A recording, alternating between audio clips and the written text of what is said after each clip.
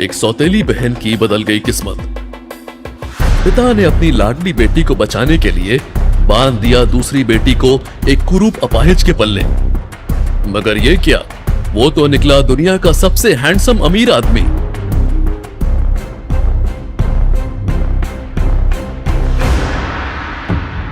तो ये मत समझना कि तेरी शादी हो गई है तो तू मुझसे बच गई। तेरा वो हश्र करूंगी मैं जिससे तेरा इंसानियत पे से भरोसा उठ जाएगा। आरोही के पास चुपचाप सुनने के अलावा कोई चारा भी नहीं था। अब वहां जाकर कोई नाटक ना करना। जब तक तेरा पति विक्रम मुझे कॉन्ट्रैक्ट नहीं दे देता तब तक। अगर तेरी वजह से कुछ भी गड़बड़ हुई तो तू तेरी माँ का चेहरा कभी नहीं देख पाएगी। आरोही ने अपने पिता की बात भी सुन ली। सौतेली बहन और पिता के बाद अब बारी थी सौतेली माँ की। देख बेटा, वहां जाके हमें भूल मत जाना, हा? और ससुराल में जो कुछ भी मिले ना तुरंत हमें भेज देना, वरना तुझे तो पता ही है क्या हाल होगा, है ना बच्चे? शादी के बाद आरोही अपने पति विक्रम के अंधेरे कमरे में गई।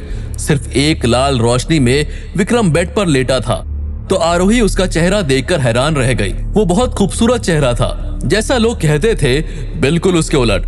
और आरोही को उसने कुछ पेपर दिए। ये देख आरोही हैरान रह गई। आप हाँ, यही है मेरा असली चेहरा और मैं अपने पैरों पर खड़ा हो सकता हूं। ये लो, इन पेपर्स पर साइन कर दो। ये क्या है? हमारी शादी का कॉन्ट्रैक्ट, 100 दिनों का। कॉन्ट्रैक्ट? शादी का? मैं कुछ समझी नहीं। हाँ, कॉन्ट्रैक्ट। इतना सरप्राइज होने की जरूरत नहीं है, क्योंकि ये बात तुम भी जानती हो कि तुमने ये शादी ना मुझसे प्यार के लिए की है ना मैंने तुमसे। तो साइन करने में कोई प्रॉब्लम नहीं होनी चाहिए। और हाँ, फिक्र मत करो, हमारा ये कॉन्ट्रैक्ट पूरे होते ही मैं तुम्हें इतनी दौलत दूंगा कि तुम्हारी बाकी की जिंदगी बहुत ही ऐशो आराम में कटेगी। क्यों कर रहे हैं आप ये? तुम्हारी इस बात का जवाब नहीं देना चाहता मैं। और हाँ, तुमने मेरे बारे में लोगों से सही सुना। जो इंसान मुझे ज्यादा समझ नहीं आता वो इस दुनिया में ज्यादा दिन टिकता नहीं। Just sign this. डराने की कोशिश कर रहे हैं आप मुझे? कोई जरूरत नहीं है। पेपर साइन करना है ना, मैं कर देती हूँ, लेकिन डर के नहीं, अपनी मर्जी से करती हूँ।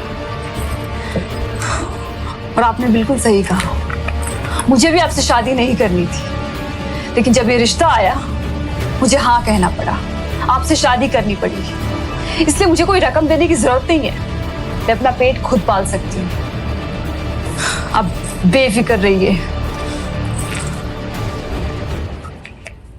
सुबह आरोही को उसकी सास इंद्रानी ने उसके मायके भेज दिया शादी के कुछ रस्म के लिए। दूसरी तरफ आरोही की बहन अनन्या आरोही के इंतजार में थी। हेलो राघव, तुम्हारी आरोही आ रही है अकेले रस्म निभाने के लिए। बढ़िया मौका है तुम्हारे पास। मायके पहुंचकर जब आरोही अपने कमरे में पहुंची तो उसके पैरों तले से जमीन सरक गई। राघव, तुम? राघव के सर पर किसी ने पीछे से जोर से वार किया। ये कोई और नहीं, विक्रम था, जो व्हील चेयर पर बैठा था। विक्रम आरोही को राघव से बचाकर अपने घर ले आया, लेकिन जब वो विक्रम के बेडरूम में जाने लगी तभी विक्रम के वफादार चरण ने उसे रोक लिया। आप अंदर नहीं जा सकते। सरकार का हुक्म है कि आप उनके बेडरूम में कभी नहीं जाएंगे। ये सुनते ही आरोही का गुस्सा मानो 7वें आसमान पे पहुंच गया, इसलिए वो अपने आप को रोक नहीं पाई और तीखी आवाज में कहा, ठीक है, नहीं जाऊंगी। मुझे भी कोई शौक नहीं है ऐसे खड़ूस नक्शड़े इंसान के साथ एक ही कमरे में रहने का। ये बताओ कि मैं फिर किस कमरे में रहने वाली हूँ, या फिर मेरे लिए कोई कमरा है या नहीं? इसके बाद चरण आरोही को एक बड़े से बेडरूम में ले गया, जिसे बहुत खूबसूरती से सजाया गया था। आरोही का सारा सामान भी उसी कमरे में रखा हुआ था। चरण वहां से चला गया। आरोही थक चुकी थी, उसने नहाने का फैसला लिया। जब तक आरोही डिनर करने पहुंची तब तक विक्रम लगभग अपना खाना खा चुका था। थोड़ी देर बाद ही वो डिनर टेबल से उठ खड़ा हुआ। तभी आरोही का सेल फोन बजा। हेलो, कल का लंच मेरी तरफ से। किस खुशी में? अरे यार, मेरी जो गांव की जमीन थी ना, वो फाइनली बिक गई है और मुझे बहुत सारे पैसे आए हैं। और तू भी तो मेरी अच्छी दोस्त है, तो बस तेरे साथ लंच करने का मन करा। ठीक है, आ जाऊंगी। और मोहित को भी बुला लो। तू पागल है क्या? पागल मैं नहीं, तू है, जो तुझे इतने टाइम से पता नहीं कि वो तुझसे कब से और कितना प्यार करता है। मेरी शादी हो गई है। हाँ, मुझे पता है तेरी शादी हो गई है, और मुझे ये भी पता है कि तुझसे ये शादी जबरदस्ती करवाई गई है। रिश्ता तो अनन्या के लिए आया था ना। देख, तू मोहित को बुला लेना, लेकिन मैं नहीं आऊंगी। तुम दोनों साथ में लंच कर लेना, ठीक है? अरे यार, तू तो बुरा मान गई यार। अच्छा ठीक है, नो मोहित, सिर्फ तू और मैं। कल आ जाइयो हार्ट ऑफ इटालियंस में 1 o'clock। ओके बाबा, ठीक है। आरोही अगले दिन ठीक 1 बजे हाउस ऑफ इटालियंस पहुंच गई। पूजा आरोही को लेकर अपने रिजर्व टेबल तक पहुंची तो वहां एक प्रेमी जोड़ा खुले आम रोमांस करने में लगा हुआ था, इसलिए आरोही ने उन्हें टोकते हुए कहा, अभी आप लोगों का हो गया हो तो ये टेबल खाली कर दीजिए, अभी हमारी बुकिंग है। और इतना सुनते ही वो प्रेमी जोड़ा अलग हुआ। लेकिन जैसे ही उनके चेहरे पर आरोही की नजर पड़ी तो मानो उसके पैरों तले से जमीन ही खिसक गई। वो चौंकते हुए बोल पड़ी, उत्कर्ष, साक्षी, तुम लोग? हाँ, तुम? इसमें चौंकने वाली क्या बात है? हम तो यहाँ हर हफ्ते आते हैं। वैसे तुम यहाँ क्या कर रही हो? क्योंकि इस जगह आने की तुम्हारी औकात तो है नहीं। साक्षी आरोही की चचेरी बहन थी, जबकि उत्कर्ष आरोही का पहला प्यार। उन दोनों की सगाई भी होने वाली थी, लेकिन सगाई से 1 दिन पहले आरोही ने उसे साक्षी के साथ रोमांस करते पकड़ लिया था, जिसके बाद उनकी सगाई टूट गई थी और तब से उत्कर्ष और साक्षी साथ थे। इंसान को ना सिर्फ अपनी औकात की सोचनी चाहिए, दूसरों की नहीं। अब तुम लोग का हो गया हो ना, तो फटाफट यहाँ से निकलो। दिस इज आवर टेबल, हमने रिजर्व की है। मैनेजर ने उत्कर्ष और साक्षी को टेबल खाली करने को कहा तो उत्कर्ष भड़क उठा। तू मुझे यहाँ से उठ के जाने को कह रहा है? मुझे भूल गया क्या? महीने में 10 बार से ज्यादा आता हूँ यहाँ पे, लाखों रुपए खर्च करता हूँ। क्या चाहते हैं, यहाँ आना बंद कर दूं मैं? मैनेजर ऐसा कीमती ग्राहक गंवाना नहीं चाहता था। मैम, आप मेरे साथ आइए, मैं आपको इससे भी बेहतर टेबल देता हूँ। हमने ये टेबल बुक कराई है, हम यहीं बैठेंगे। आपको सच का साथ देना चाहिए, और आप हमें ही बोल रहे हैं। ये टेबल हमने रिजर्व की हुई है, इन्हें कोई और टेबल दे दीजिए ना। आप दोनों नहीं मानोगे। मतलब? क्या मतलब? अभी समझाता हूँ। सिक्योरिटी! लेकिन इससे पहले कि वो सुरक्षा गार्ड आरोही और पूजा को छू भी पाते, वहां एक भारी भरकम आवाज गूंजी। क्या हो रहा है यहाँ? आरोही ने पलटकर देखा तो उसकी आंखें बाहर आ गई, क्योंकि ये आवाज किसी और की नहीं बल्कि विक्रम की थी, और उसके बगल में खड़ी थी आरोही की बहन अनन्या। विक्रम ने मैनेजर को बुलाया, जो विक्रम के डर से मानो कांप रहा था। तभी अनन्या ने कुछ ऐसा कहा जिसे सुनकर आरोही के कानों में जोर की हलचल पैदा हो गई। राजवीर, इसमें सदाकांत की क्या गलती थी? ये आरोही और साक्षी दोनों मेरी बहन हैं और उनकी बचपन से कभी नहीं बनी। अनन्या के मुंह से विक्रम की जगह राजवीर सुनकर आरोही और भी हैरान हो गई। फिर विक्रम ने वहां खड़े एक वेटर से कहा, आज से तुम यहाँ के नए मैनेजर, और यहाँ सबके लिए एक समान रूल्स है। इसके बाद जहां विक्रम अनन्या के साथ वीआईपी सेक्शन में चला गया, वहीं साक्षी और उत्कर्ष से खाली कराई गई टेबल पर पूजा और आरोही खाना खाने लगे। लेकिन साक्षी और उत्कर्ष वहां से गए नहीं थे। एक जोर का मुक्का पड़ा, जिसके 2 दांतों के साथ साथ वो खुद भी जमीन पे जा गिरा। ये मुक्का उसे विक्रम ने मारा था, जो उसे और भी मारना चाहता था, लेकिन आरोही ने उसे रोक लिया। आरोही ने विक्रम का हाथ पकड़ लिया। विक्रम भौचक्का रह गया, जबकि मौका देख के उत्कर्ष तूफान की तरह वहां से भाग खड़ा हुआ। शर्म नहीं आई तुझे अपनी बहन के बॉयफ्रेंड के साथ ये सब करते हुए? हाँ, इसके बाद मेरे राजवीर के आसपास तू दिखी ना तो तेरे पति को रिकॉर्ड करके सब भेज दूंगी, समझी? राजवीर। ये देखते ही अनन्या गुस्से, जलन और डर से भर गई, क्योंकि विक्रम ने आरोही के इस कदम का विरोध भी नहीं किया। अनन्या ने खुद से बात करते हुए कहा, राजवीर कहीं आरोही के चक्कर में तो नहीं फंस गया? नहीं, मैं ऐसा नहीं होने दे सकती। मैं किसी भी सूरत में ये होने नहीं दे सकती। और अगर ऐसा हो गया तो मेरे हाथ से एक अमीर प्रेमी नहीं कहूंगी मैं सिर्फ, बल्कि आरोही राजवीर को यह भी बता देंगी कि उस रात कमरे में मैं नहीं आरोही थी उसके साथ। अगर राजवीर को ये पता लग गया तो वो मुझे मौत से भी बदतर सजा देगा, क्योंकि मैंने उसे खुद बताया था कि उस दिन होटल इंपीरियल में मैं उसके साथ थी। अनन्या नहीं चाहती थी कि विक्रम को पता चले कि उस रात वो उस कमरे में आरोही और विक्रम के जाने के बाद आई थी और वहीं उसे राजवीर की अंगूठी मिली थी। उसने जिंदगी में कभी इतनी कीमती अंगूठी नहीं देखी थी। अगले ही दिन वो उसे बेचने बाजार में निकल पड़ी थी। ये अंगूठी आपके पास कैसे आई?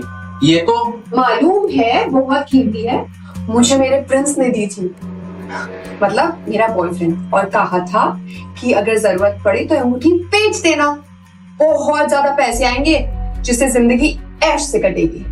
तो बताइए क्या कीमत दोगे आप इस अंगूठी की? अनन्या ने ये बातें बड़ी सहजता से बोली थी। ये सोचकर शायद सुनार को यकीन हो जाए कि उसने ये अंगूठी चुराई नहीं है, लेकिन सुनार एक पल को भी ये मानने को तैयार नहीं हुआ कि वो सच बोल रही है। उसे अब डर लगने लगा कि कहीं सुनार उसे चोर समझकर पुलिस ना बुला ले, जो वो किसी भी सूरत में नहीं चाहती थी।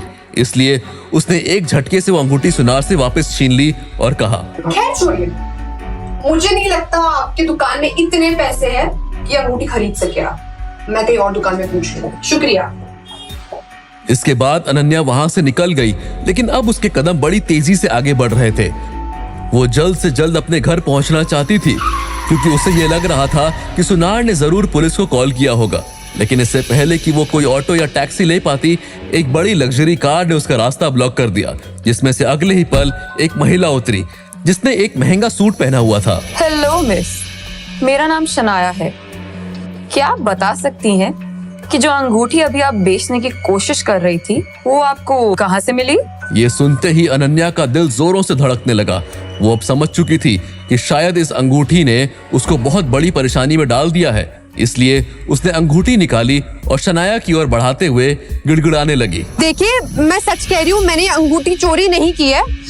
मुझे अंगूठी उस दिन होटल इंपीरियल के कमरे में मिली थी। आप चाहे तो अंगूठी रख लीजिए, बट मेरी जान बख्श दीजिए प्लीज। क्या सच में अनन्या ने वो अंगूठी नहीं चुराई थी? क्या हुआ था उस रात होटल इंपीरियल में? आखिर कैसे पहुंची होटल के कमरे में आरोही? क्या है उस अंगूठी का राज? आओ बैठो। आरोही को पता था कि जब तक उसे अपनी मां नहीं मिलती तब तक उसे महेश्वर को झेलना पड़ेगा। इसलिए वो बिना कोई बहस किए अंदर बैठ गई। महेश्वर ने राख से भरा कलश आरोही को दिखाया। उसे देखते ही आरोही चौंक गई। अगर तुमने मेरी बात नहीं मानी तो ये राख तुम्हारी माँ की राख भी हो सकती है। महेश्वर जानता था कि आरोही को डराकर अपना काम करवाने के लिए इतना बोलना काफी था। आपके बोलने पर शादी की है मैंने। आप क्या चाहते हैं? आप अपने पति को जाकर बोल, तुम पर अटैक करने वाले गुंडों को ढूंढने के लिए जो उसने 24 घंटे दिए थे ना, मैं उन्हें ढूंढ नहीं पाया हूं। और अब 24 घंटे हो गए। मुझे डर लग रहा है कि वो मेरे साथ कुछ कर ना दे। उसको जाकर बोल ये मैटर बंद करने के लिए। और वैसे भी तुम्हें कुछ हुआ तो नहीं ना? तुम तो अच्छी हो।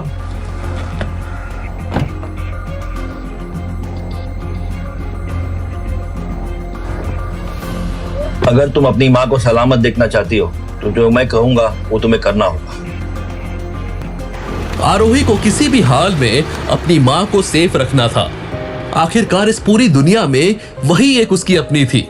इसलिए आरोही के पास महेश्वर की बात मानने के अलावा और कोई ऑप्शन बाकी नहीं था। परेशान आरोही सीधा घर चली गई, क्योंकि वो जल्द से जल्द विक्रम से कांटेक्ट करना चाहती थी। लेकिन घर आने के बाद उसे नौकरों से पता चला कि विक्रम अभी घर नहीं आया था। आरोही को एहसास हुआ कि उसकी और विक्रम की शादी को 2 दिन हो गए, लेकिन उसके पास विक्रम का नंबर तक नहीं है। आरोही ने घर के नौकरों से नंबर लेना चाहा, लेकिन किसी भी नौकर के पास विक्रम का नंबर नहीं था। आरोही को याद आया कि चरण विक्रम का सबसे वफादार नौकर है। उसके पास जरूर उसका नंबर होगा। लेकिन चरण के बारे में पता करने पर आरोही को पता चला कि वो भी किसी काम से बाहर गया हुआ था। उसके पास अब और कोई ऑप्शन नहीं था, इसलिए उसने अपनी बहन अनन्या को कॉल किया। अनन्या, राजवीर है क्या तुम्हारे साथ? शर्म बची है थोड़ी आरोही तुम में? इतना सब करने के बाद तुम राजवीर के लिए फोन कर रही हो? बेशर्म। अनन्या को इस तरह से बातें करता सुन राजवीर ने अनन्या के हाथ से मोबाइल ले लिया। अनन्या, मुझे बस ये जानना। आरोही ने जैसे ही फोन पर राजवीर यानी अपने पति विक्रम की आवाज सुनी, वो 2 सेकंड के लिए कहीं खो गई। क्या काम है, बोलो। आरोही पहली बार फोन पर विक्रम की आवाज सुन रही थी और ये आवाज उसे बहुत अट्रैक्ट कर रही थी। राजवीर, कुछ इम्पोर्टेंट बात करनी थी। अभी भेजियो, शाम को घर आकर बात करूंगा। विक्रम की बात सुनकर आरोही ने बिना कोई बहस किए फोन रख दिया। वो सोचने लगी कि विक्रम को कन्विंस कैसे करेगी।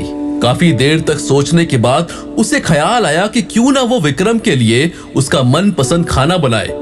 शायद इस बात से खुश होकर वो उसकी बात मान जाए। विक्रम के आने से पहले आरोही ने पूरा खाना बनाकर उसे अच्छे तरीके से डाइनिंग टेबल पर सजा दिया।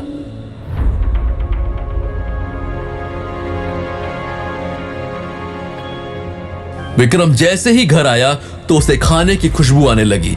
उसने देखा कि टेबल पर कई ऐसी चीजें थी जो उसके पसंद की थी।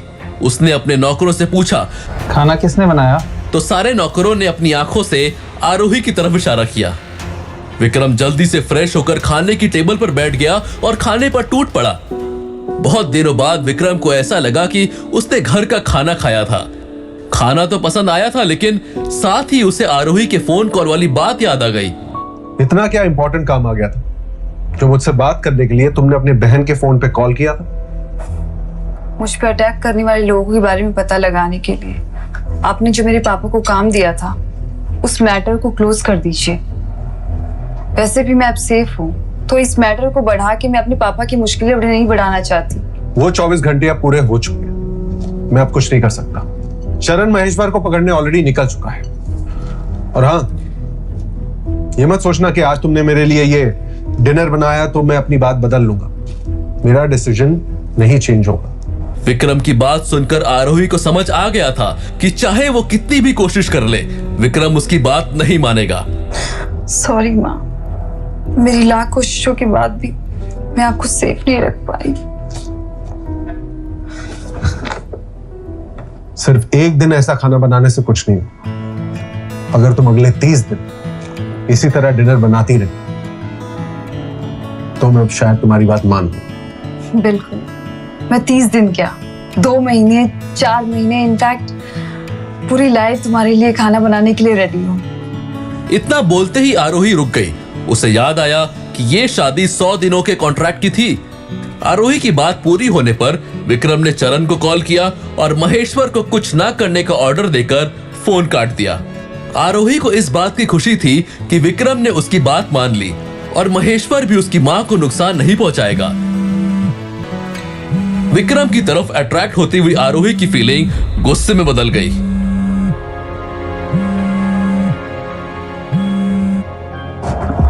हेलो, मैंने तुम्हें कितनी बार बोला है ऐसी कभी भी मुझे कॉल मत किया कर। राजवीर, मैं तुम्हें बहुत मिस कर रही हूँ और मेरी तबीयत भी ठीक नहीं लग रही। प्लीज मुझे मिलने आ जाओ ना। बीमार हो तो डॉक्टर के पास जाओ। मेरे आने से क्या बदल जाएगा? अनन्या जानती थी कि राजवीर इतनी आसानी से नहीं मानेगा। राजवीर, तुम्हें याद है जब मैंने अपनी जान पर खेलकर तुम्हारी जान बचाई थी? तब से भी तबीयत ठीक नहीं रहती। बुखार आते जाते रहता है मुझे। और देखो, आज भी मुझे बुखार आया हुआ है। तब रही हूं मैं बुखार में। अनन्या की बात सुनकर विक्रम उसकी बात मानने के लिए मजबूर हो गया, क्योंकि उसे अभी भी लगता है कि उस रात अनन्या ने ही उसकी जान बचाई थी। विक्रम अनन्या से मिलने के लिए रेडी हो गया। जब उसने अनन्या से पूछा कि उसे कहां मिलने आना है, तो अनन्या ने उसे होटल पर्ल के रूम नंबर 501 में आने को कहा। हेलो डॉक्टर मोहित। आरोही, जल्द से जल्द हमें पर्ल होटल जाना होगा। हमारे रेगुलर कस्टमर शर्मा जी वहाँ पर हैं और उनकी तबीयत बहुत ज्यादा खराब हो गई है। उन्हें एक्यूपंक्चर की इंजेक्शन तुम ही दे पाती हो, इसलिए तुम्हें भी मेरे साथ वहाँ जाना होगा। ओके डॉक्टर मोहित, मैं अभी आती हूँ। आरोही अपने काम को लेकर बहुत सीरियस थी, क्योंकि वो किसी का एहसान लेना पसंद नहीं करती थी और यही काम उसके लिए एक इनकम का जरिया था। आरोही इस बात से अनजान थी कि उसका पति विक्रम और अनन्या भी इसी होटल में मिलने वाले थे। आरोही ने मोहित से पेशेंट का रूम नंबर पूछा तो मोहित ने बताया कि वो 502 में रुके हुए हैं। दोनों सीधा पेशेंट के पास गए। अपने काम में एक्सपर्ट आरोही ने अच्छी तरह से पेशेंट की ट्रीटमेंट की। इंजेक्शन के लगते ही पेशेंट की हालत में थोड़ा सुधार आया।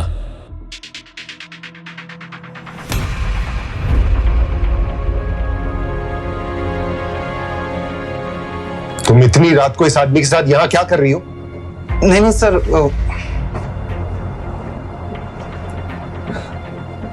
हर कोई एक जैसा नहीं होता और न ही एक ही मकसद से कहीं आता है।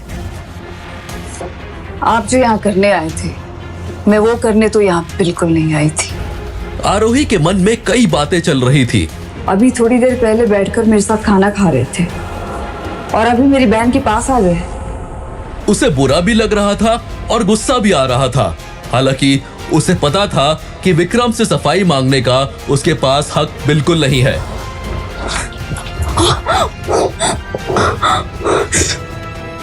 वहां खड़े मोहित और अनन्या ये देखकर दंग रह गए थे। उन्हें कुछ समझ नहीं आ रहा था कि आखिर आरोही के लिए राजवीर इतना कंसर्न क्यों हो जाता है। मुझे नीचे उतारो, मैं खुद चलकर जा सकती हूँ। इतनी चोट भी नहीं आई है मुझे कि मैं खुद चल ना पाऊँ। विक्रम आरोही की बातों को अनसुना करते हुए कार पार्किंग एरिया में खड़ी अपनी गाड़ी की तरफ बढ़ता गया। विक्रम को गाड़ी की तरफ आता देख ड्राइविंग सीट पर बैठी लेडी स्वर्णा ने कार का डोर अनलॉक कर दिया। स्वर्णा भी विक्रम की ड्राइवर थी। विक्रम आरोही को कार के बैक सीट पर बैठाकर उसके पैर में लगी चोट को देखने लगा। आरोही विक्रम की बात नहीं सुन रही थी, इसलिए विक्रम ने थोड़ा चिढ़ते हुए कहा, तुम्हें कितनी बार बताया है कि जब तक वो कॉन्ट्रैक्ट लागू है तुम्हें उसी हिसाब से रहना होगा। आज से, इनफैक्ट अभी से तुम जहां भी जाओगी मुझे बताकर जाओगी। आप मेरे फ्रीडम को मुझसे छीन रहे हैं। मैं इस तरह गुलामी नहीं कर सकती। अब चाहे कॉन्ट्रैक्ट में आपने कितने भी क्लॉज लगाए हों, मैं नहीं मानने वाली, क्योंकि मैं कल ही आपसे डिवोर्स ले लूंगी। वैसे भी आप अपनी गर्लफ्रेंड से शादी करने वाले थे ना, तो अब आपको ज्यादा वेट नहीं करना पड़ेगा। आरोही की बात सुनकर विक्रम के चेहरे पर एक स्माइल आ गई। उसने हंसते हुए कहा, तुम ये भी नहीं कर सकती, क्योंकि तुमने खुद उस पेपर पर साइन किया था जिसमें यह भी मेंशन था कि अगले 100 दिनों से पहले तुम तलाक नहीं ले सकती हो। विक्रम की बात सुनकर आरोही को गुस्सा तो आया, लेकिन विक्रम को पहली बार हंसता देखकर आरोही सब भूल गई और उस चेहरे की हंसी में जैसे कहीं खो गई। आरोही अपने ख्यालों में थी, तभी कार का दरवाजा अचानक बंद होने के कारण आरोही का ध्यान टूटा। विक्रम कार के बाहर से स्वर्णा को बोला कि वो आरोही को घर ड्रॉप कर दे। कार अब होटल की वीआईपी पार्किंग से निकल चुकी थी। दूसरी तरफ आरोही के होटल से जाने के बाद भी मोहित और अनन्या वहीं होटल में खड़े थे। अनन्या का गुस्सा अब 7वें आसमान पर था। अनन्या मोहित की किसी भी बात का जवाब दिए बिना वहां अपने होटल के कमरे में आई और मोहित के मुंह पर कमरे का दरवाजा बंद कर दिया और बेड पर जाकर बैठ गई। तभी अनन्या के फोन पर राजवीर का कॉल आया। कॉल पिक करके वो जल्दी से बोली, कहाँ चले गए थे? मैं नहीं आ पाऊंगा, तुम वापस घर चली जाओ। ये सुनते ही अनन्या चिढ़ गई। उसे इस बात का यकीन होने लगा था कि आरोही और राजवीर के बीच कुछ तो चल रहा है। अनन्या ने अपने फोन से शहर के सबसे बड़े गैंगस्टर को कॉल लगाया। वो इस गैंगस्टर से न्यू ईयर की पार्टी पर मिली थी और उसके साथ अनन्या की अच्छी पहचान थी। गैंगस्टर के कॉल पिक करते ही अनन्या ने कहा, तुम्हारे लिए काम है, लेकिन 20 लाख रुपए लगेंगे। वो लड़की अब विक्रम की वाइफ है। ऐसे में उसकी वाइफ को मारने का रिस्क लूंगा तो मेरी जान को भी खतरा हो सकता है। 10 लाख से ज्यादा नहीं दूंगी। काम हो जाने पर मुझे कॉल करना। इतना बोलकर अनन्या ने आगे का प्लान बताकर फोन काट दिया। अगली सुबह आरोही जब फ्रेश होकर अपने कमरे से बाहर आई तो उसने देखा कि विक्रम का स्टडी रूम खुला था। विक्रम के स्टडी रूम में जाने की परमिशन किसी को नहीं थी। बिना किसी काम के चरण भी वहां नहीं जाता था। ऐसे में कमरा खुला देखकर आरोही को लगा कि विक्रम आ गया होगा, इसलिए वो स्टडी रूम की तरफ गई। कमरे में कोई नहीं था, लेकिन वहां चेयर पर एक नेकलेस पड़ा हुआ था, ठीक वैसा ही जैसा आरोही को उसकी मां ने दिया था। वो नेकलेस उसके बर्थडे वाली रात वाले हादसे के बाद से नहीं मिल रहा था। बिल्कुल वैसा ही नेकलेस देखने के बाद आरोही उसे ठीक से देखने के लिए स्टडी रूम के अंदर जाने लगी तो चरण ने उसका हाथ पकड़कर बाहर खींच लिया और बोला, ऐसे आपका हाथ पकड़ने के लिए माफी चाहता हूँ मैडम, लेकिन सरकार के इस कमरे में जाने की इजाजत किसी को नहीं है। आप क्यों उनके गुस्से का शिकार होना चाहती हैं? चरण ने अभी अपनी बात पूरी की ही थी तभी आरोही के फोन पर अननोन नंबर से कॉल आया। उसने कॉल पिक किया तो दूसरी तरफ से आवाज आई, आरोही, मैं बोल रही हूँ अनन्या।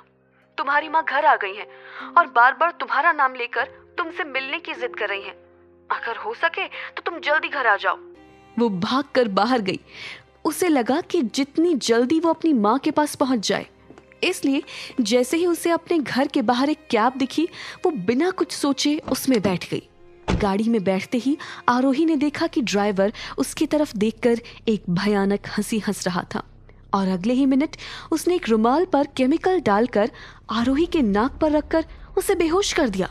उसके बाद ड्राइवर उसे एक पुराने खंडहर में ले गया जहां रस्सी से उसके हाथ पैर बांध दिए। कुछ देर बाद आरोही के मुंह पर एक जग पानी फेंकते हुए उसे होश में लाया। कितने टाइम से तुम्हारा पीछा कर रहा हूं। पागल हो गए हो तुम? क्योंकि तुम शायद भूल गए हो कि अब मैं किसकी बीवी हूँ। उस बीमार इंसान से मुझे क्या डरना। अब मैं जैसा बोल रहा हूँ वैसा करो। उसने कुछ सोचकर नाटक करते हुए गैंगस्टर से कहा, देखो मैं भी मरना नहीं चाहती, इसलिए मेरे पास तुम्हारी बात मानने के अलावा और कोई ऑप्शन नहीं है, लेकिन मेरे हाथ खोलोगे तभी तो मैं तुम्हारी बात मान पाऊंगी। आरोही के मुंह से ये बात सुनकर गैंगस्टर खुश हो गया और उसने आरोही के हाथ पैर खोल दिए। हाथ पैर खोलते ही चुपके से पर्स से एक्यूपंक्चर का इंजेक्शन निकालकर गैंगस्टर के पेट में लगा दिया। इंजेक्शन के लगते ही गैंगस्टर जमीन पर गिर गया। अपने बॉस को ऐसे बेहोश देखकर वहां उसके साथ खड़े दो गुंडे आरोही पर हमला करने दौड़े, पर आरोही ने खुद को बचाते हुए उन दोनों को भी इंजेक्शन लगा दिया। उसने अपने बैग से मोबाइल निकाला और पुलिस का नंबर डायल किया। बेहोशी की दवा जो गैंगस्टर ने उसे सुंघाई थी और चाकू लगने की वजह से आरोही खुद को संभाल नहीं पाई और पुलिस से कॉल कनेक्ट होने से पहले वहीं जमीन पर बेहोश होकर गिर गई। विक्रम अपनी गाड़ी में बैठकर एक बहुत ही जरूरी मीटिंग के लिए शहर से बाहर जा रहा था। इस मीटिंग के लिए विक्रम ने 2 साल तक लगातार मेहनत की थी। गोल्डन ग्रुप, जिसके साथ वो मीटिंग के लिए जा रहा था, भारत के सबसे बड़े वेंचर कैपिटल ग्रुप्स में से एक था। मीटिंग से ठीक 3 मिनट पहले विक्रम गोल्डन ग्रुप के हेडक्वार्टर्स के बाहर पहुंच चुका था। विक्रम गाड़ी से उतरने ही वाला था कि एकदम से उसका फोन बज उठा। उसे चरण का कॉल आ रहा था। उसने उसका कॉल तुरंत उठा लिया। जो भी है जल्दी बताओ, मीटिंग के लिए लोग वेट कर रहे हैं। सरकार, ये आरोही मैडम के बारे में है। दरअसल उन्हें एक कॉल आया था तो वो जल्दबाजी में घर से निकल गई। मुझे लगा कि वो अपने किसी पेशेंट की इमरजेंसी ट्रीटमेंट के लिए गई होंगी, पर काफी देर तक जब नहीं लौटी तो मैंने उनके क्लिनिक जाकर पूछा, मगर वहां तो पता चला कि ऐसी कोई इमरजेंसी थी ही नहीं। मैंने तुरंत आरोही मैडम को कॉल किया, लेकिन उनका फोन तब से नॉट रीचेबल आ रहा है। मैंने उनकी लास्ट लोकेशन का पता लगाने की कोशिश की तो किसी वेयरहाउस की लोकेशन बताई। सर, पता नहीं क्यों ऐसा लग रहा है कि कुछ बुरा हुआ है। मुझे लगता है मैडम।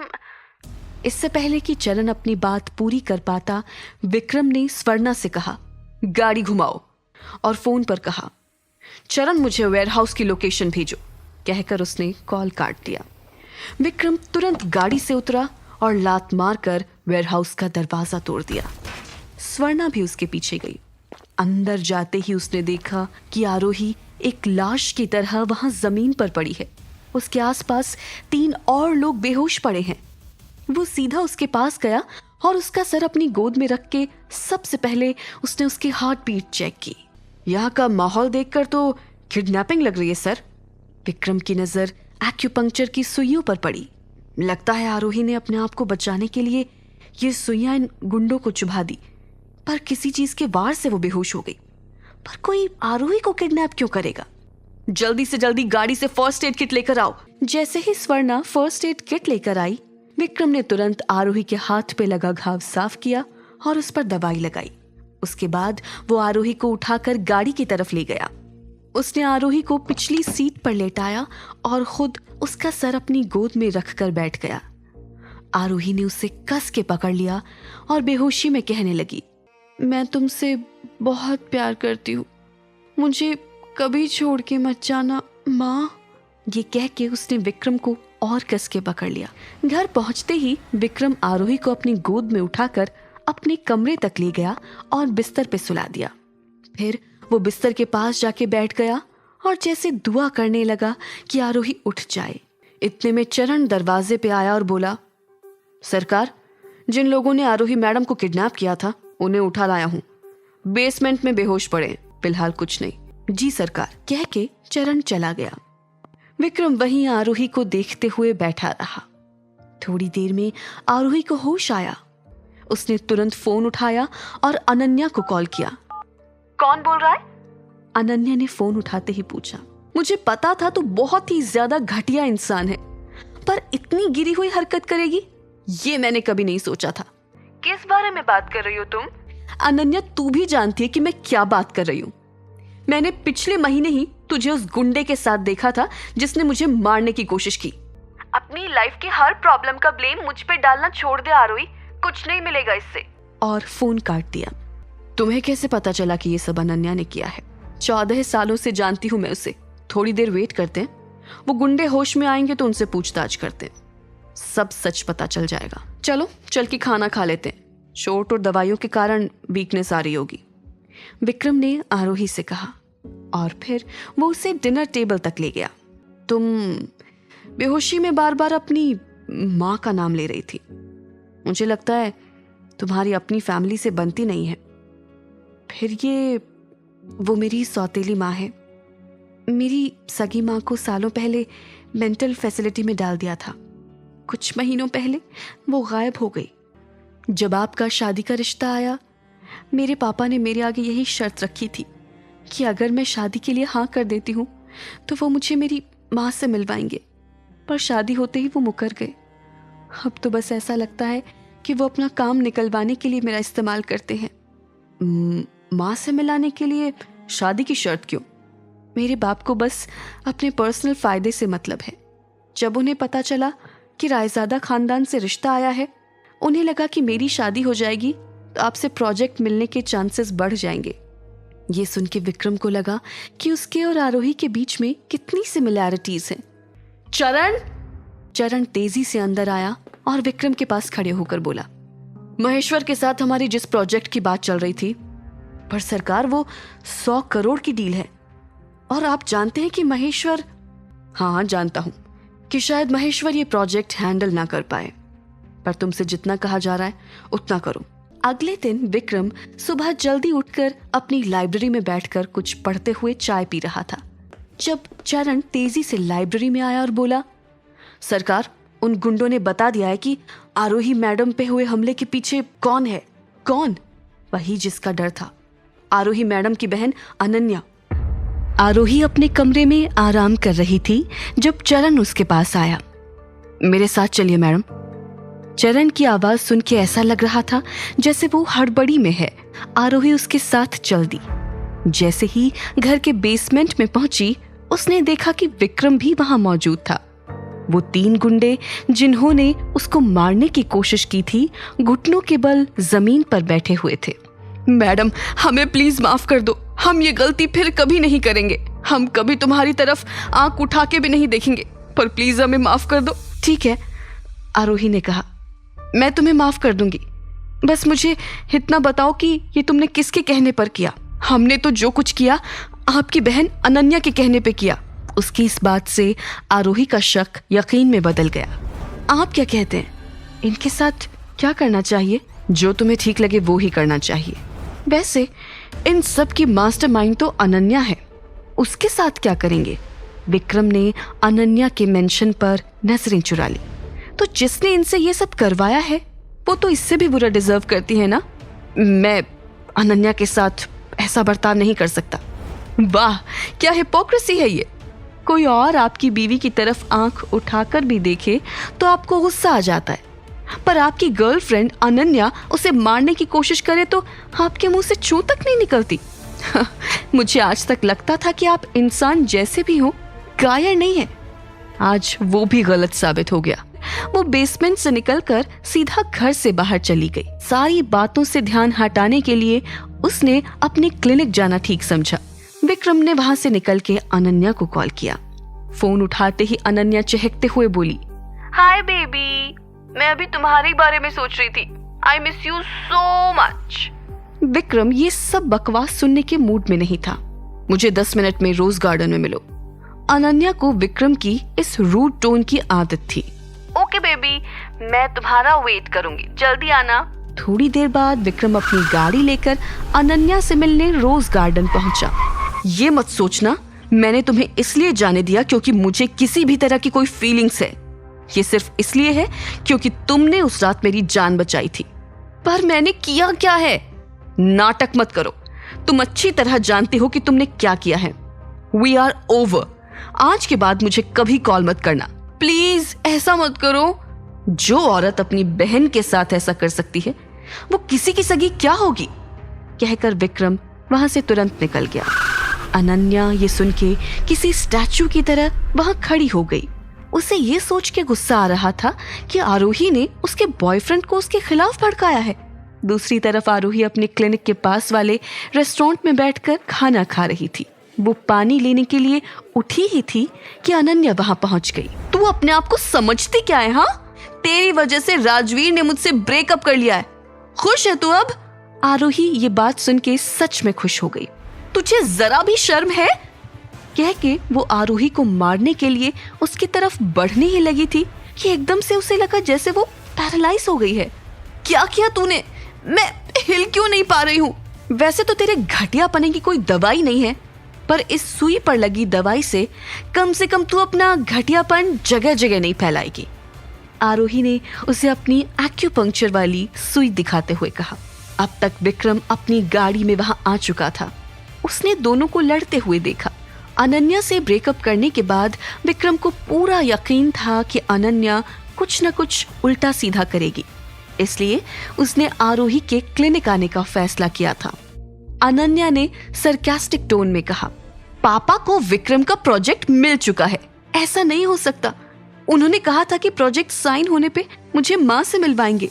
आरोही कुछ समझ नहीं पा रही थी। उसने तुरंत अपना बैग उठाया और अनन्या को वहीं पड़ा हुआ छोड़कर वहां से जाने लगी। बाहर निकलते ही उसे विक्रम की गाड़ी वहां खड़ी दिखी। विक्रम ने दरवाजा खोला और आरोही को अपने पास बुलाया। आपने मेरी वजह से अनन्या से ब्रेकअप किया? विक्रम ने हाँ में सर हिला दिया और वो वहां से जाने लगी कि विक्रम ने उसे रोककर एक अंगूठी दी और उसे पहनने को कहा। यह अंगूठी मेरे लिए बहुत स्पेशल है और मैं चाहता हूं कि मेरी पत्नी ये अंगूठी अपनी उंगली में पहने। आरोही ये सुन के शर्मा सी गई और अंगूठी पहन के वहां से चली गई। वो ये नहीं जानती थी कि उसके अंगूठी में एक जीपीएस ट्रैकर था जिससे आरोही की लोकेशन हमेशा विक्रम को पता चलती रहे। दूसरी तरफ आरोही सीधे महेश्वर एंड कंपनीज पहुंची। वो सीधा महेश्वर के केबिन में चली गई। और कितना झूठ बोलोगे आप मुझसे? आरोही थोड़ा लिहाज रखो, ये मेरा ऑफिस है। मैं लिहाज रखूं? माँ से मिलाने के नाम पे मेरा रिश्ता तय करें आप। विक्रम से बचने के लिए मेरी माँ को मारने की धमकी दे आप। विक्रम से प्रोजेक्ट मिल जाने के बाद भी मुझे मेरी माँ से ना मिलवाए आप और मैं लिहाज रखूं? आरोही टेक्निकली मैंने तुमसे कोई झूठ नहीं बोला है। एक बिजनेस डील को पूरा होने में टाइम लगता है, तो जब तक मेरे पास डील के पूरे पैसे नहीं आ जाते मैं तुम्हें तुम्हारी माँ से नहीं मिला सकता। मेरा हो गया है आपकी झूठ सुन सुन के। अरे मैं कैसे मान लूं कि आप अब भी झूठ नहीं बोल रहे हैं? ठीक है, मैं तुम्हें तुम्हारी माँ से मिलवा दूंगा ताकि तुम श्योर हो जाओ कि वो सही सलामत मेरे पास है, पर तुम उसे अपने साथ तभी ले जाओगी जब मेरी डील पूरी हो जाएगी, ठीक है? उसने तुरंत हाँ में सिर हिला दिया। ठीक है, मैं आज ही तुम्हें तुम्हारी माँ से मिलवा दूंगा, लेकिन फिलहाल तुम बाहर जाओ और थोड़ा वेट करो, मैं अपनी मीटिंग खत्म करके आता हूँ। आरोही के बाहर जाते ही महेश्वर मीटिंग रूम से निकलकर अपने ऑफिस के कैबिन में गया और अपनी पत्नी सुधा को कॉल करके वहां बुला लिया। क्या तुम पागल हो गए हो?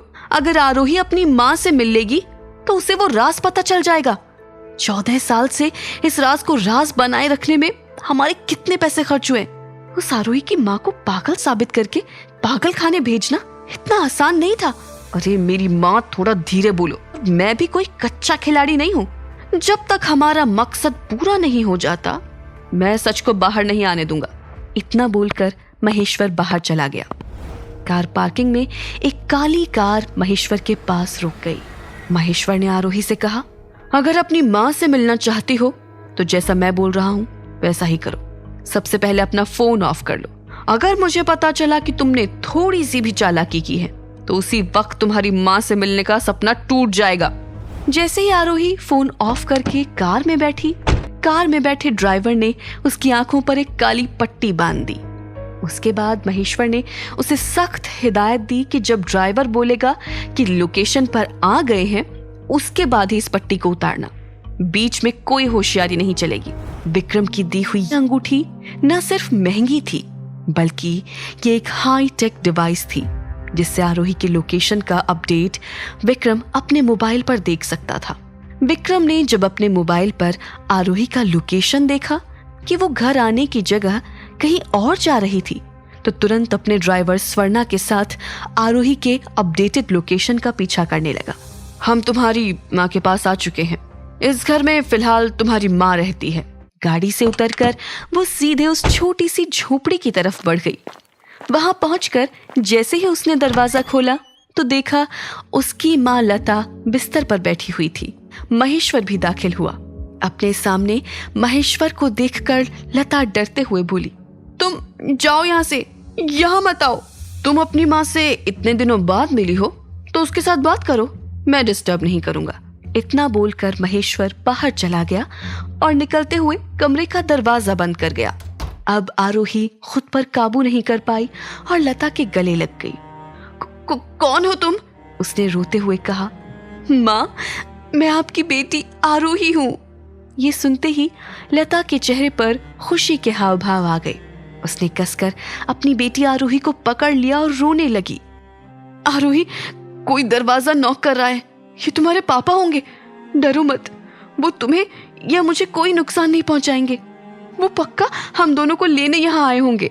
थोड़ी देर तक लता आरोही के साथ अजीब अजीब सी बातें करती रही और फिर अचानक बहुत नर्वस हो गई और उसने अपनी कांपती हुई आवाज में अपनी बात जारी रखी और आरोही से कहा, आरोही बेटी, तुम्हें उस महेश्वर से बच के रहना चाहिए। वो हम दोनों को मार देगा। लता इससे पहले कि और कुछ बोल पाती, महेश्वर ने लात मारकर दरवाजा खोल दिया और आरोही की तरफ देखकर बोला, चलो, मुलाकात का वक्त खत्म हुआ। माँ, मुझे अभी जाना होगा, लेकिन मैं जल्द ही आपको लेने वापस आऊंगी।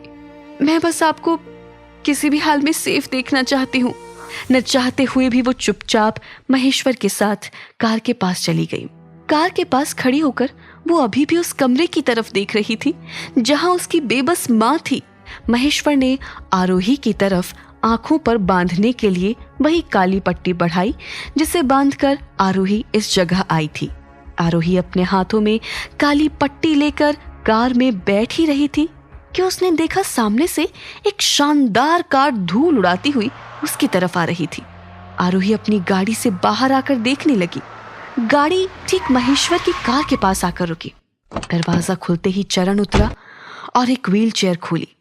इसके बाद स्वर्णा ने पीछे वाली सीट का दरवाजा खोला और विक्रम को उतारकर व्हील चेयर पर बैठाया। मैं यहाँ अपनी वाइफ और उसकी माँ को लेने आया हूँ। माफ कीजिएगा विक्रम जी, आपके लिए अच्छा होगा कि आप मेरे फैमिली मैटर्स में ना पड़े। आप अपनी पत्नी को लेकर यहाँ से जा सकते हैं, लेकिन उससे ज्यादा कुछ करने की इजाजत मैं आपको नहीं दूंगा। आपको क्या लगता है मैं आपसे परमिशन मांग रहा हूँ? मैं वही करूंगा जो मैंने अभी अभी कहा। विक्रम की बात सुनकर महेश्वर कुछ बोलता इससे पहले उसके गुंडों के सरदार ने गुस्से में विक्रम की तरफ देखा और बोला, आज तू गया। उसके आदमी विक्रम पर हमला करने दौड़े। महेश्वर उन लोगों को रोकना चाहता था, मगर तब तक बहुत देर हो गई थी। हालांकि गुंडे विक्रम तक पहुंच पाए इससे पहले ही विक्रम के साइड में खड़े चरण और स्वर्णा ने गन निकाली। ये सब देखकर महेश्वर की आंखें फटी की फटी रह गई। उसकी अब अपनी जगह से हिलने की भी हिम्मत नहीं हो रही थी। आरोही हैरान थी। वो बिना वक्त गवाए सीधा अपनी माँ के कमरे की तरफ गई। वहां अभी भी 2 गुंडे खड़े थे।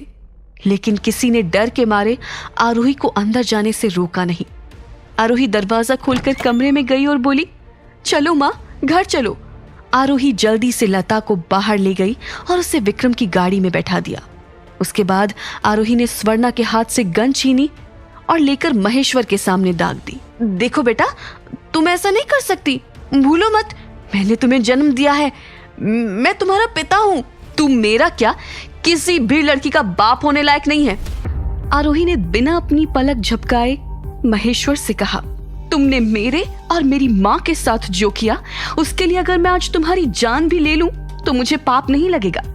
लेकिन मैं तुम्हारी तरह हैवान नहीं हूं, इसलिए आज मैं तुम्हारी जान बख्श रही हूं।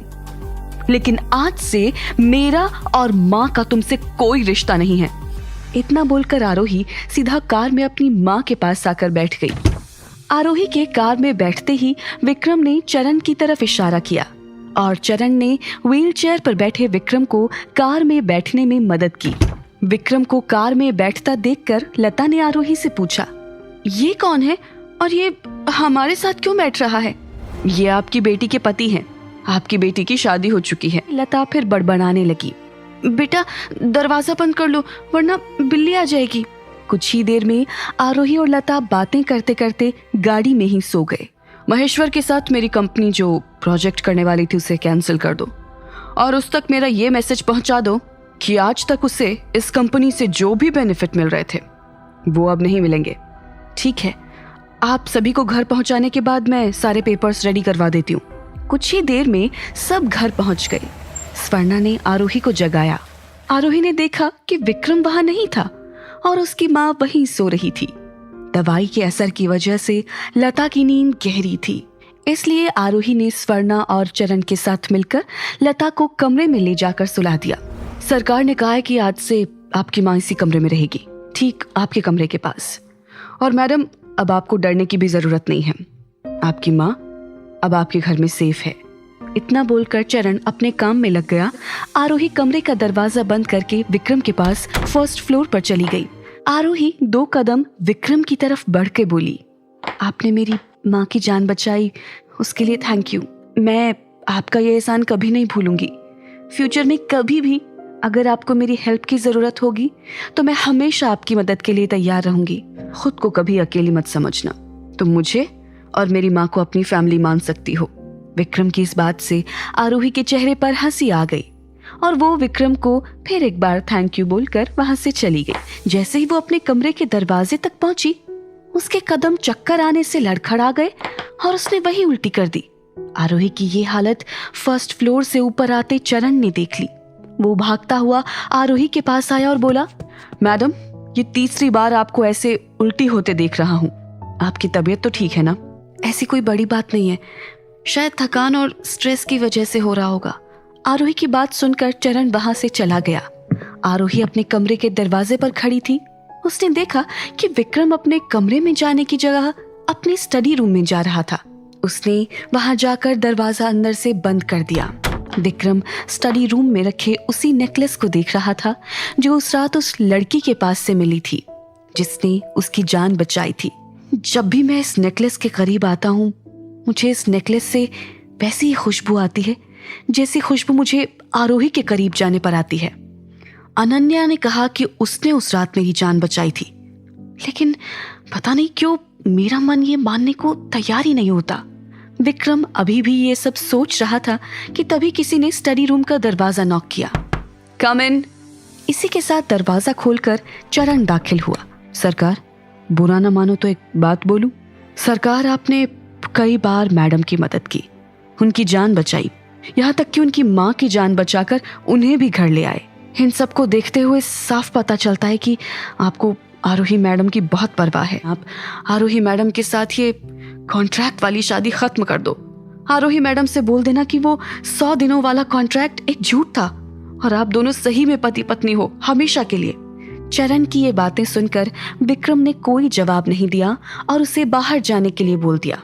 उसके जाने के बाद विक्रम चरण की बातों पर गौर करता हुआ आरोही के बारे में सोचने लगा। विक्रम कमरे में खड़ा मुस्कुरा रहा था, तभी कमरे के दरवाजे पर उसने एक लंबे हैंडसम आदमी को खड़ा देखा। आलोक भैया, आप यहाँ कब आए? तुम तो अपने भाई की ड्यूटी जानते हो। अभी भी एक मिशन पर हूं जिसकी वजह से फोन यूज नहीं कर सकता, इसलिए तुम्हें उस दिन भी इन्फॉर्म नहीं कर पाया था और आज भी बिना बताया आ गया। लेकिन थैंक गॉड तुम आज मुझे मिल गए। ये बोलते हुए आलोक की नजर नेकलेस पर गई। मैं 3 दिन पहले जब तुमसे मिलने आया था तब तुम्हें ढूंढता हुआ इस कमरे में आया तो ये नेकलेस मुझे यहाँ मिली। मुझे ये काफी जानी पहचानी लग रही थी। उस दिन तो मुझे ठीक से याद नहीं आ रहा था, लेकिन बाद में जब याद आया तो मैंने सोचा तुम्हें बता दूं। दरअसल ये नेकलेस हमारे सूर्यकांत जी की थी, जिसने मरने से पहले इस नेकलेस को उस लेडी को दे दिया था जिसने उनकी एक बार जान बचाई थी। वो उनसे बहुत प्यार करते थे, लेकिन काम के कारण सूर्यकांत जी को कुछ दिन के लिए कहीं बाहर जाना पड़ा और जब वो वापस आए तो उस औरत ने किसी और से शादी कर ली थी और उसकी एक बेटी भी थी। उसके बाद सूर्यकांत जी ने कभी शादी नहीं की, लेकिन मरते समय बोलकर गए कि अगर कभी ऐसा कुछ हो कि उस लेडी की बेटी हमसे मिले तो उससे शादी कर लेना। ये सूर्यकांत जी की आखिरी इच्छा थी। ये भगवान का इशारा है कि तुम इस नेकलेस वाली लड़की से मिले और उसने तुम्हारी जान बचाई। अपने सूर्यकांत जी की आखिरी इच्छा पूरी करने के लिए और उस लड़की के एहसानों का बदला चुकाने के लिए तुम्हें उससे शादी कर लेनी चाहिए। आलोक ने ये कहा ही था कि उसका फोन बजा। सॉरी यार, एक अर्जेंट काम आ गया है, जाना पड़ेगा, बाद में मिलता हूँ। विक्रम के लिए सूर्यकांत की आखिरी इच्छा भी बहुत इंपॉर्टेंट थी। कुछ सोचते हुए उसने अपना मोबाइल उठाया और अनन्या को कॉल करके पूछा, कहाँ हो तुम? तरफ अनन्या ने विक्रम को उसी सिटी हॉस्पिटल के बाहर मिलने बुलाया था जहां आरोही चेकअप के लिए आई थी। अनन्या ने हॉस्पिटल के बाहर आकर अपने चेहरे को मेकअप की मदद से थोड़ा बीमार जैसा बना लिया ताकि वो राजवीर की सहानुभूति हासिल कर पाए। थोड़ी देर बाद एक सुंदर लिमिटेड एडिशन कार अनन्या के सामने आकर रुक गई, जिससे अनन्या का बॉयफ्रेंड बाहर आया। अनन्या खुशी खुशी राजवीर के पास गई और उसने कहा, राजवीर, कल जब हमारी लड़ाई हो गई थी उसके बाद से मैं बहुत दुखी थी और इसलिए तब से कुछ खाया भी नहीं, जिसके कारण मेरी तबीयत खराब हो गई थी, इसलिए मैं हॉस्पिटल आई हुई थी। मैंने अपनी बहन के साथ जो किया उसकी वजह से क्या तुम अभी भी यही सोचते हो कि मैं बुरी लड़की हूँ? अगर तुम्हें भी ऐसा लगता है तो मेरे जीने की कोई वजह ही नहीं रह जाएगी। मैं अभी अपनी जान दे दूंगी। अनन्या के इतने रोने से और उसकी जान लेने की बात से विक्रम को कोई खास फर्क नहीं पड़ रहा था, लेकिन सूर्यकांत के साथ अनन्या का कनेक्शन होने के कारण वो उसे मरने भी नहीं दे सकता था। विक्रम ने अनन्या का ध्यान भटकाते हुए अपनी जेब से वो नेकलेस निकाला और अनन्या से पूछा, क्या तुम इस नेकलेस को जानती हो? सच बताना, क्योंकि अगर तुमने झूठ बोला तो मुझसे बुरा कोई नहीं होगा। तुम ऐसा सोच भी कैसे सकते हो कि मैं तुमसे झूठ बोलूंगी? ये नेकलेस मेरा है, जो मुझे मेरी माँ ने दिया था। इसे मैं हमेशा पहने रखती थी, लेकिन जिस रात मैंने तुम्हारी जान बचाई थी उसके बाद से ही मुझे नहीं मिल रहा था। अनन्या की बात सुनकर न जाने क्यों विक्रम के चेहरे पर एक उदासी छा गई, इसलिए उसने नेकलेस को अपनी जेब में वापस रखते हुए अनन्या से कहा, शादी की डेट वही होगी जैसा मैंने पहले कहा था। आज से 96 दिन बाद हमारी शादी होगी। मेरी तुमसे एक रिक्वेस्ट है, क्यों ना शादी से पहले हम एंगेजमेंट करके एक रिलेशन में बन जाएं? ऐसा करने से मुझे इस रिलेशनशिप में थोड़ा सेफ फील होगा। ठीक है, हमारी एंगेजमेंट कल होगी, जगह और टाइम मैं बाद में बता दूंगा। तुम यहाँ क्या कर रही हो? ये सुनते ही विक्रम भी पीछे अनन्या की तरफ मुड़ा। उसने देखा कि आरोही अपने हाथ में एक पेपर लिए वहां खड़ी थी। विक्रम और आरोही अपनी जगह पर खड़े एक दूसरे को देख रहे थे। तभी अनन्या दौड़कर आरोही के पास गई। उसने आरोही का हाथ पकड़कर झूठे आंसू बहाते हुए कहा, आरोही, मैंने तुम्हारे साथ जो किया उसके लिए मुझे माफ कर दो। तुम्हें पता है, मेरी इस हरकत की वजह से राजवीर भी मुझसे बहुत गुस्सा था, लेकिन बाद में उसे लगा कि मैंने अपनी इनसिक्योरिटी में आकर ये सब किया था, तो उसने मुझे न सिर्फ माफ कर दिया बल्कि शादी के लिए भी प्रपोज किया। तुमने सुना ना, कल हमारी एंगेजमेंट है। मैं तुम्हें अभी इनवाइट कर देती हूँ, तुम जरूर आना। अनन्या ने जब अपनी बात खत्म की तो उसकी नजर आरोही के दूसरे हाथ में पकड़े पेपर पर गई। उसने आरोही से पूछा कि वो क्या है, तो आरोही बिना कोई जवाब दिए जल्दबाजी में वहां से जाने लगी। तेजी से चलने के कारण आरोही का पैर थोड़ा स्लिप हुआ। पैर स्लिप होने के कारण आरोही के हाथ से वो पेपर गिर गया। अनन्या ने जल्दी से जाकर उस पेपर को उठा लिया। आरोही, तुम प्रेग्नेंट हो? अच्छा, इसलिए तुम यहाँ सिटी हॉस्पिटल आई थी। क्या ये सच है? अगर हाँ तो कैसे, बताओ मुझे। इस रिपोर्ट पर मेरा नाम लिखा है, इसलिए रिपोर्ट तो मेरी ही है। और शायद आप भूल रहे हैं कि आप कल मेरी बहन के साथ एंगेजमेंट कर रहे हैं, तो आप उस पर ध्यान दीजिए। मैं अपनी पर्सनल बातें आपको क्यों बताऊं? अनन्या की बात पूरी भी नहीं हुई थी कि विक्रम ने उसे अपनी आंखों से घूर कर चुप करा दिया और वहां से चला गया। अपने बॉयफ्रेंड की नजरों में तो मैंने आरोही की पूरी इमेज खराब कर दी है, लेकिन अभी मेरा काम पूरा नहीं हुआ है। ये न्यूज मैं खुद आरोही के पति को दूंगी। आरोही भी घर के लिए निकल गई थी। उसने एक कैब रोकी और उसमें बैठ गई। घर आकर सबसे पहले वो अपनी माँ के कमरे में गई। कमरे का दरवाजा बंद करके जैसे ही वो पीछे मुड़ी, उसने देखा कि विक्रम उसके सामने खड़ा था। मैं विक्रम हूँ, तुम्हारा पति। तो क्या अब तुम मुझे एक्सप्लेन करोगी? हम दोनों हस्बैंड वाइफ हैं, लेकिन ये तो आप भी जानते हैं कि हमारे बीच कभी ऐसा कुछ हुआ ही नहीं। इससे ये बात तो क्लियर है कि ये आपका बच्चा नहीं है। इससे ज्यादा मैं आपको क्या एक्सप्लेन करूं? वैसे भी कल आपकी एंगेजमेंट है, आप उस पर फोकस करें तो ज्यादा अच्छा होगा। मैं ये बात बिल्कुल बर्दाश्त नहीं करूंगा कि मेरी वाइफ किसी और के बच्चे की माँ बने। शादी के अगले दिन ही मुझे पता चला कि मेरे पति का अफेयर मेरी ही बहन के साथ चल रहा है, और इस कॉन्ट्रैक्ट को खत्म करने के बाद आप उससे शादी भी करेंगे।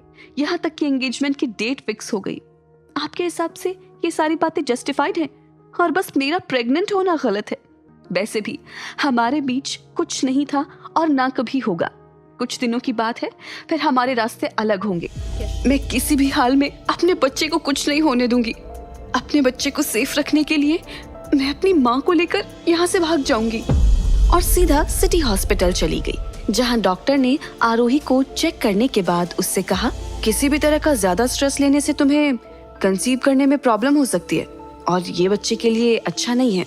आरोही सोच रही थी कि वो किसी भी हाल में विक्रम के इरादे को कामयाब नहीं होने देगी।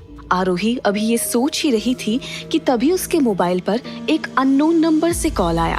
उसके कॉल रिसीव करते ही दूसरी तरफ से आवाज आई, विक्रम बात कर रहा हूँ, कहाँ हो तुम? मम्मी वापस आ गई हैं और आते ही तुम्हें ढूंढ रही हैं। मुझे कुछ काम था, इसलिए बाहर आई थी।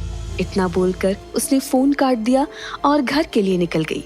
घर पहुंचकर आरोही ने देखा कि उसकी माँ लता और विक्रम की माँ इंद्राणी दोनों फर्स्ट फ्लोर की लॉबी में बैठे खुशी खुशी बातें कर रही थी।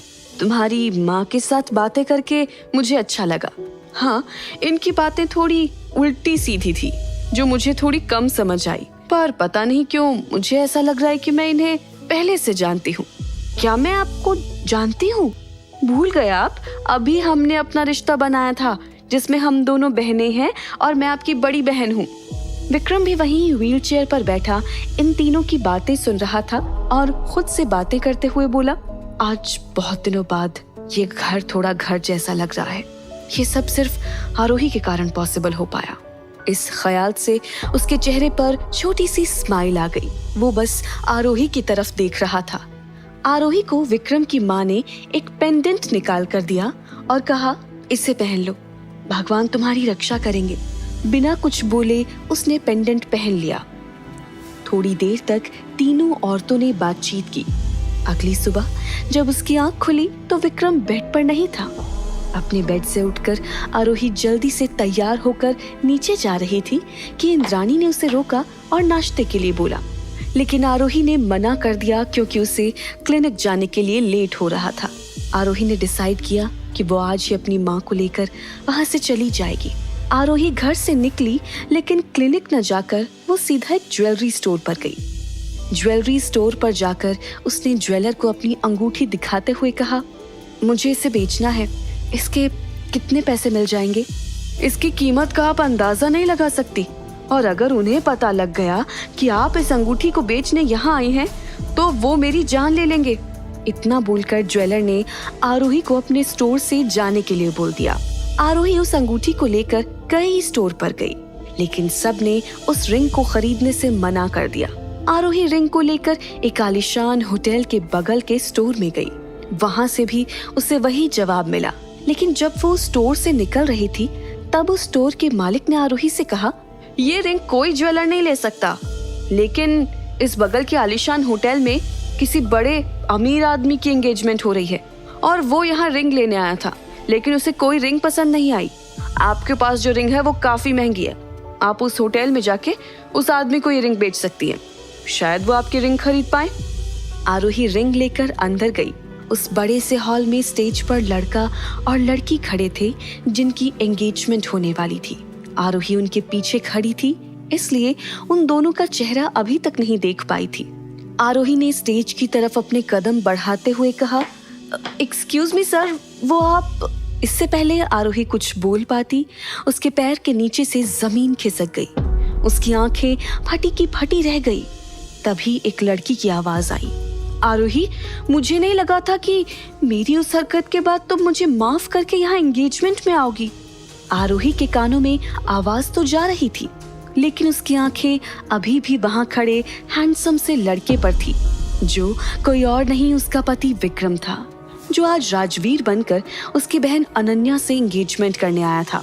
तुम दोनों को एंगेजमेंट के लिए कांग्रेचुलेशंस। आरोही रोती हुई वहां से जाने लगी, तभी अचानक उसके सामने उसका एक्स बॉयफ्रेंड उत्कर्ष आ गया। उसने आरोही के आंसू पोंछने की कोशिश की तो आरोही 2 कदम पीछे होकर वहां से जाने लगी। आरोही, मैं तुमसे अभी भी प्यार करता हूँ। जब भी वो साक्षी मेरे पास आती है, मुझे सिर्फ तुम्हारा ख्याल आता है। देखो, तुम्हारे पापा महेश्वर ने कहा था कि एक बार मेरी शादी साक्षी से हो जाएगी तो वो मुझे अपने बिजनेस का कुछ हिस्सा देंगे। मुझे उस साक्षी के साथ रहना नहीं है। बस एक बार बिजनेस मेरे हाथ आ जाए तो मैं उसे तलाक दे दूंगा और तुम्हारे बीमार पति के मर जाने के बाद हम दोनों शादी कर लेंगे। तुम्हें एक ही बात कितनी बार समझानी पड़ेगी। आरोही का बैलेंस बिगड़ गया और वहीं जमीन पर गिर गई। आरोही की हालत देखकर विक्रम को बहुत गुस्सा आया। उसने दांत पीसते हुए उत्कर्ष को जोर का चांटा मारा। इसके बाद वो उत्कर्ष को पीटने लगा। मारपीट की आवाज सुनकर सारे गेस्ट उस जगह पर आ गए। उत्कर्ष को मारने के बाद जमीन पर गिरी आरोही को विक्रम ने अपनी गोद में उठाया और उसी होटल के कमरे में ले गया। क्या अनन्या और विक्रम की एंगेजमेंट हो जाएगी? क्या माँ को लेकर भाग जाएगी आरोही? क्या होगी उस एंगेजमेंट वाली अंगूठी की असली कीमत, जिसे किसी की खरीदने की औकात नहीं है? ये जानने के लिए देखिए अगला एपिसोड सिर्फ पॉकेट FM के YouTube चैनल पर, और शादी के बाद के सारे एपिसोड सुनने के लिए डिस्क्रिप्शन में दी गई लिंक से डाउनलोड कीजिए पॉकेट FM ऐप।